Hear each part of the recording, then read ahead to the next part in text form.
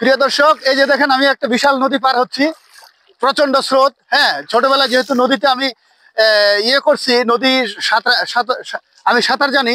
I know how to swim. হ্যাঁ, on the river, নদীতে কিভাবে সাঁতার কাটতে হয় এই জন্য আমি এই বিশাল পানিতে নামছি। এই যে দেখেন, হ্যাঁ, এই যে দেখেন একেবারে কোনো ভয় পাই না, বিশাল স্রোত। হ্যাঁ, এই যে দেখেন এদিকে বিশাল, এদিকে বিশাল। হ্যাঁ, তো অনেকদিন পর এই নদীতে আমি আসছি। হ্যাঁ, কারণ আমাদের জয় করতে হবে।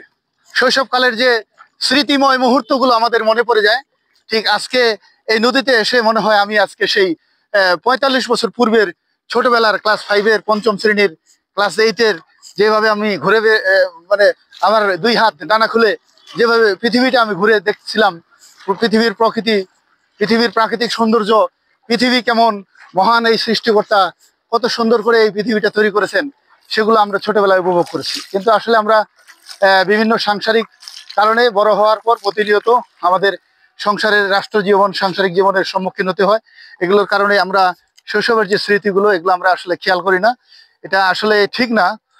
মাঝে মধ্যে আমাদের এই বিনোদন বা এই শরীরের যে মানসিক যে একটা চাহিদা আছে, হ্যাঁ, মানসিক যে তৃপ্তি আছে, ফিজিক্যালি একটা যে মেন্টালি ফিজিক্যালি, এই বিষয়গুলো আমাদের যদি আমরা কালচার রাখি, মাঝে মধ্যে হ্যাঁ ট্যুরে যাই বা ইয়ে করি, এর মাঝে অবশ্য আমাদের সতর্ক থাকতে হবে। কারণ এই যে স্রোত বিশাল, এই স্রোতের নদীতে নামতে গেলে অবশ্যই আপনাকে সাঁতার জানতে হবে, তাই না? সাঁতার আপনাকে অবশ্যই জানতে হবে। এই যে দেখেন, হ্যাঁ, এই যে দেখেন, হ্যাঁ, এই যে দেখেন, হুম, এই যে দেখেন আমাদের সাঁতার জানতে হবে, বুঝছেন? তো এই স্রোতের মধ্যে আমি কিন্তু এখানে দেখি, দেখি এখানে মাছ কিছু পাওয়া যায় নাকি, প্রিয় দর্শক, দেখি মাছ কিছু পাওয়া যায় নাকি।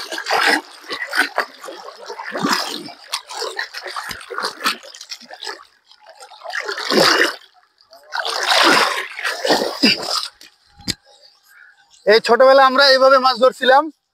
এখানে পয়া, কচি, হ্যাঁ, শিং, এগুলো মাছ পাওয়া যেত। হ্যাঁ, কিন্তু নাই।